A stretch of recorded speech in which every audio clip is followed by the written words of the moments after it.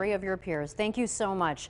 Meanwhile, major theme parks here in California, including Legoland, are now calling the state's new public health requirements to reopen unacceptable. And they say it'll be catastrophic if those theme parks remain shut down. Fox 5's Misha DeBono is live with their plea to the state to reopen again safely. Misha. Yeah, Maria, good afternoon. As you might imagine, the guidelines set forth by the governor to reopen, many of which will keep these parks closed for the foreseeable future, not well received by the heads of these companies who say it will be a disaster if they can't reopen.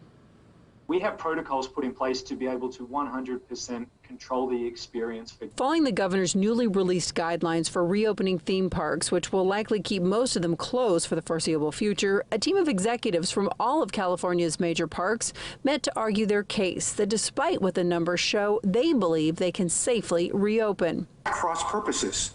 We believe in that.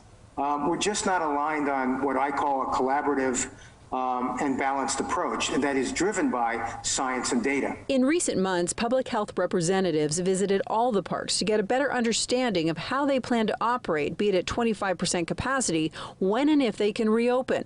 The president of Disney Resorts says he's frustrated that they're not being provided with more detailed guidance. We're not getting that solution-oriented discussion.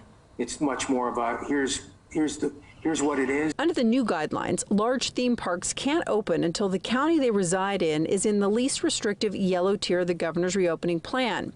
In San Diego County, we're still in the red, and some worry closer to sliding back into the purple. And even when parks are allowed to open, it'll be limited to outdoor attractions only, with a capacity of 25% or a total of about 500 people. SeaWorld, the zoo, the aquarium already operating this way since August. But for Disneyland and Universal Studios Hollywood, two of the biggest, most likely they will not reopen for months.